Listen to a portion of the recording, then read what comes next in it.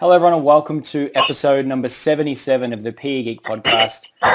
And as always, it's an absolute pleasure to have your company. Now I'm joined today by a very special guest in Yukai Chou, a gamification expert who I have recently spent a fair bit of time learning from. Welcome to the show. Thank you. My pleasure. Yeah, so you are somewhat a visionary and a leader in the area of gamification, and I was immersed in your TED talk from Lausanne, I think it was, and just sort of got absorbed in your whole world of how it applies to everyday life and beyond. And for everyone else who may not be familiar with gamification, can you just give us a brief rundown about what it is and sort of what you do? Sure. So gamification is applying all the fun, exciting elements of games into things that what we call non-game / boring context. So things that you have to do but you don't necessarily want to do. Things like healthcare, education, working out. Those are things that you just know you should do, but it doesn't necessarily engage you. Whereas games are things that you just want to do all day long, and some people can spend 5, 6, 7 hours a day playing, but inherently it doesn't create a lot of external value outside of the game. Yeah. So gamification combines the best of these two worlds together. Awesome. So, I mean, is it true that the gaming industry was one of the first to sort of leverage many of these assets in their games, but inherently we're starting to see other places leverage some of those as well? Yeah, so I believe the game industry is the first master what I call human-focused design, as opposed to person-focused design. Because again, there's no purpose to playing a game, right? You never have to play a game. You have to do a lot of other things. Go to school, do your homework, get your training, pay your taxes. Even if you don't like it, you just have to suck it up and do it.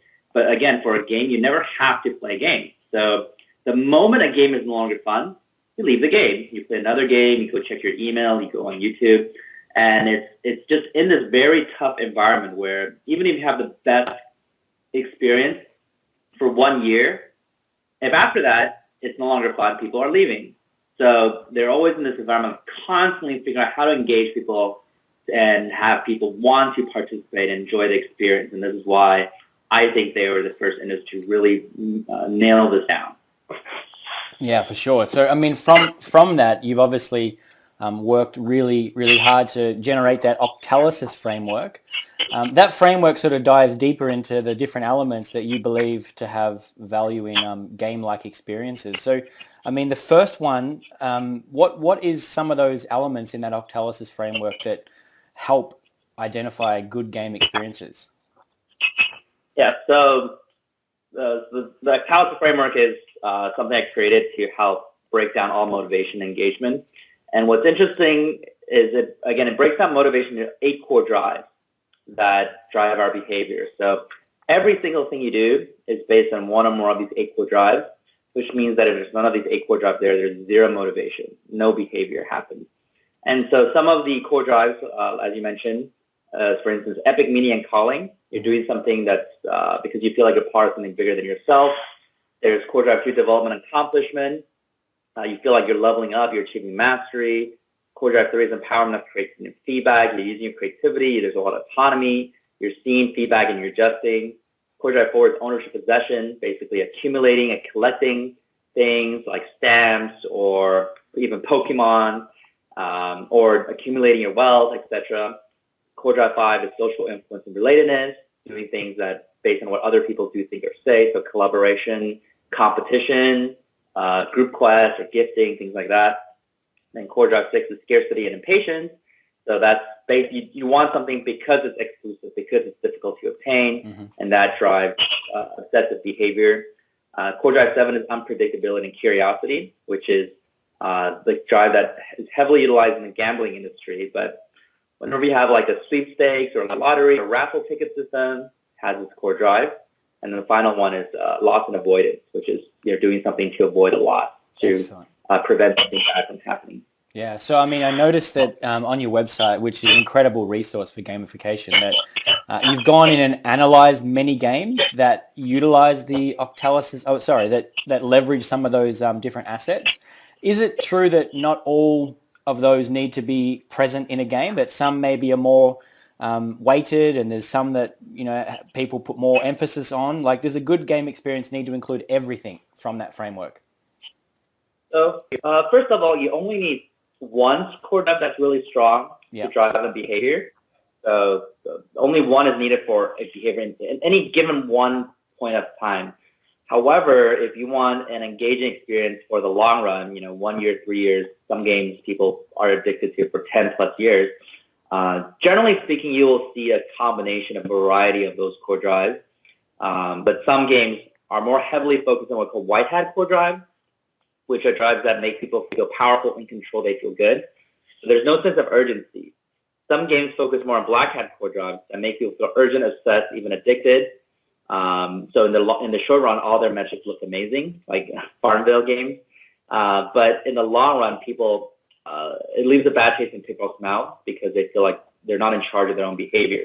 So then they burn out and leave. And then some games focus more on extrinsic motivation. So things you do for reward, a purpose, or goal. So it's like, hey, here's a new challenge. Collect all this, level up to 100. But the activity itself, the gameplay itself may or may not be fun. And so once people hit the milestones or, the badge is no longer interesting, then they stop doing the behavior. Whereas other games focus on intrinsic motivation, so things that they just enjoy doing. Like there's no point, there's no stages, there's no progress. So every time you play, when you're done, you lose all progress, but people still love playing it because the gameplay itself is so engaging. So there's usually some kind of pattern among successful games that utilize one type of experience more than the other. Yeah, excellent. That's really interesting. So, my question here, does it have to be a digital experience to leverage some of these assets, or can some of these things apply in offline context as well?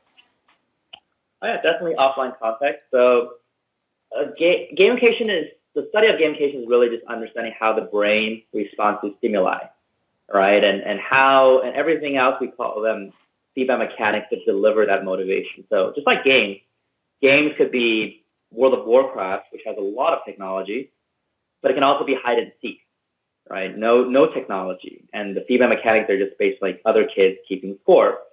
And last time I checked, kids have World of Warcraft, but they also enjoy playing hide and seek. So a lot of solutions I design for organizations or universities or science, are offline solutions. Sometimes it's just a poster on the wall. Sometimes it's just flashcards. Sometimes it's just a policy change, or just a game rule. The key is that, does it bring out those 8 core drives, right? You could have a digital game with a lot of points and badges, but people don't feel accomplished.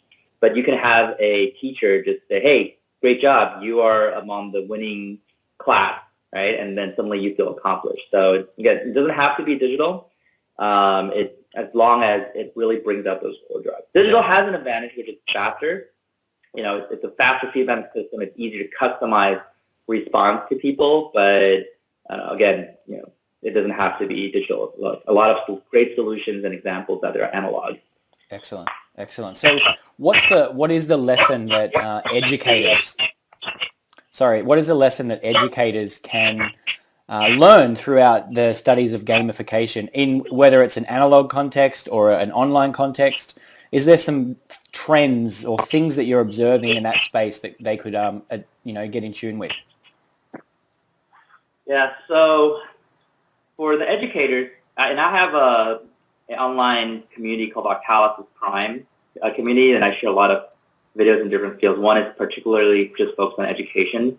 But the key about education is it really needs to be intrinsic motivation. So Core Drive 3, empowerment, creates new feedback, giving people meaningful choices, strategy, giving them autonomy. Core Drive 5, social influence and relatedness. So collaborative play, competitive play, feeling a lot of social appreciation, and Core Drive 7, unpredictability and curiosity. So every time they do the activity, it needs to be delightfully surprising. There's always, they look forward to what's going to happen next. And so instead of thinking about, grades or scores or punishment, you want to make learning fun again. You want to make the activity itself more interesting. And when you can build that into the learning environment, then kids are, they're not doing it just to pass the class. They're doing it because they enjoy it so much. And of course, when you enjoy something, you exert yourself more and you get way more out of it. Yeah, for sure. So, I mean, I've observed in recent years people in the education space sort of throwing around the term gamification, and then basically all they're doing is giving out badges in some sort of context. And as we've sort of discussed, there's a little bit more to it than that, isn't there? There's obviously all the elements that go into it, and I'd be right in saying that that's not truly a gamified experience if all you're doing is just giving badges. Yeah, it depends on how you define gamified experience. In my mind, it's very weak gamification, if anything. Correct. Because gamify means to make game-like, right, to gamify.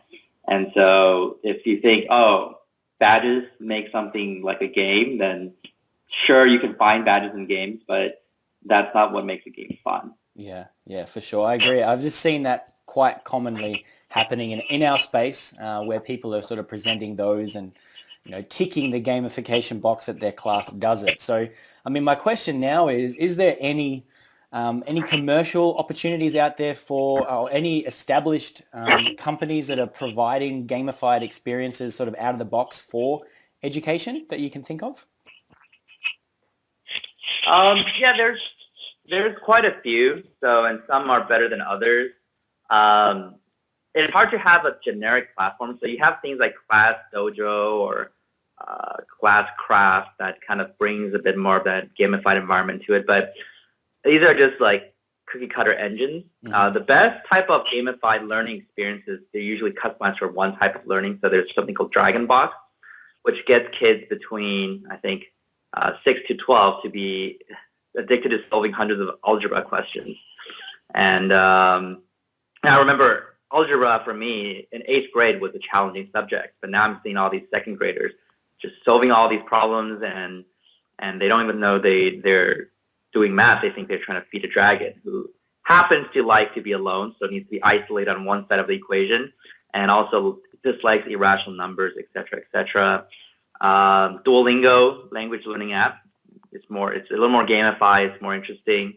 Khan Academy has done a pretty good job, right? I have friends who majored in history, let's say, and then 10 years after they graduated, they wanted to learn about advanced math on Khan Academy, and they never imagined themselves ever wanting to learn math after they no longer needed to take the course. So I think your podcast has a lot of PE, physical education, and that usually those are fun. A lot of people hate their math classes and science classes, but PE could be fun, could be engaging, but you still have to think about, just because you have a game doesn't mean it's engaging, right? Lots of games out there are boring, they're failures.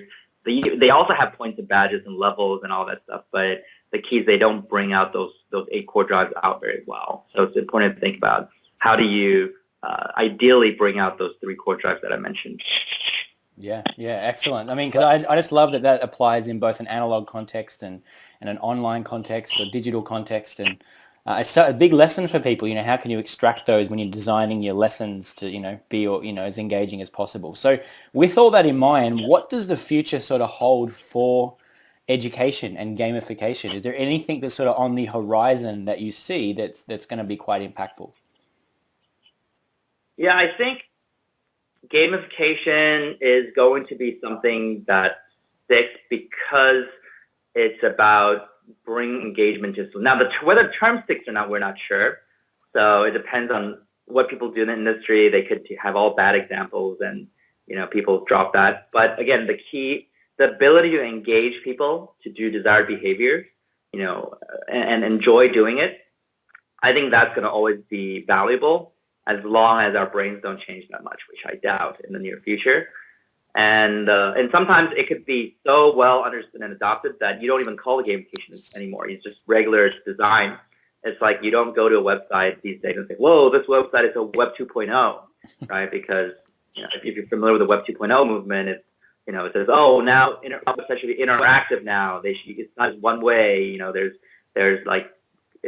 Ajax where it suddenly changes in front of you, and that's like the default these days. So gamification can just be embedded in every corner of society, and everyone just enjoying what they're doing as opposed to be forced to it.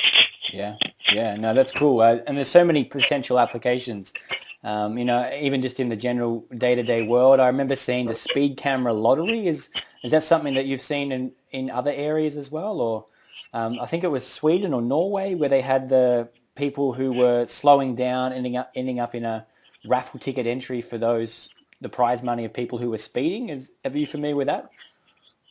Yeah, I'm quite familiar with it. Yeah. So that's a 7 unpredictable curiosity design. Right. Attach your ownership possession. So as long as you're doing the good behavior, then you might win money from the people who are doing the bad behavior. Excellent. So that's an interesting design. That's an analog solution, right? I did something before where I was running a workshop and I wanted more people to participate. And so there are other people in the industry where if they participate, what they do is they just throw out a little plushie toy.